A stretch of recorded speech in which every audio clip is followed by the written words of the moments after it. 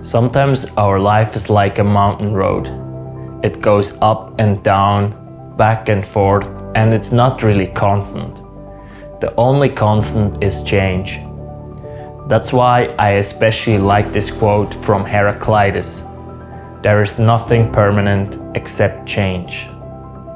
Change happens all the time. Sometimes we get so caught up that we feel everything stays the same, that we feel the same, move the same, do the same. But this is not true. There are times where we just have no clue. And this is the story of my change without a backup plan and my lessons that I took away from that decision. Lesson number 1. The longer you wait, the worse it gets. Okay, maybe not like this or this. You get the point. We all have been there. We put off a decision longer and longer. Months, sometimes even years go by before we get out of our dreary job and finally decide to go in a different direction. But honestly, it has usually bothered me so much that I have always thought about it for days and months. I couldn't be present with my friends because I just thought about this decision. This waiting cost me much more time and energy than if I had gathered my courage and just gone through with it. Lesson number 2. Safety is overrated. Safety is an illusion. Things can happen so fast that we automatically have to get used to a new life situation. Sometimes it is the employer who more or less surprisingly sends you out the door. And once it is an illness which makes you unable to work. Definitely enough protection.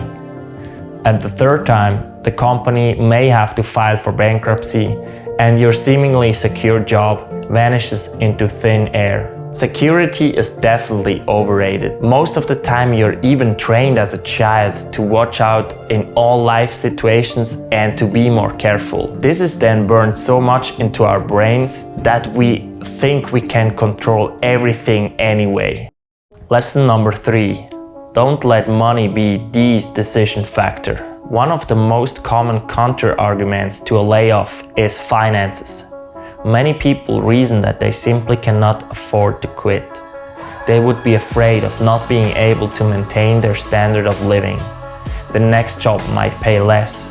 Self-employment could fail. Savings might not be enough. Of course, as mentioned above, you should definitely think through a layoff in advance.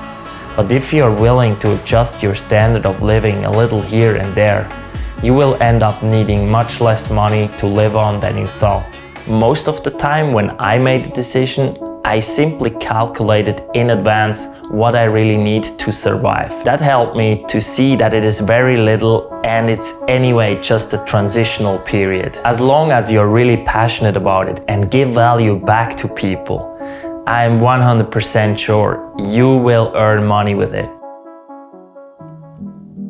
Lesson number 4.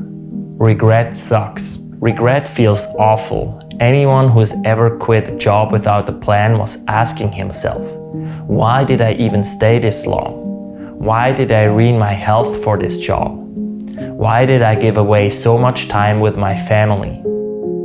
Those who quit once usually do it again when the time is right, because they don't want to ask themselves again why at some point again. Regret was usually one of those feelings that felt much more awful in the long run than making the decision. Then when I did it, it was so liberating and exciting. You know what else is exciting? Watching Roger Federer playing tennis. Okay, I'm getting off track here. At the end of life, I want to be able to say that I really lived and enjoyed my time here and have very few regrets. Lesson number 5.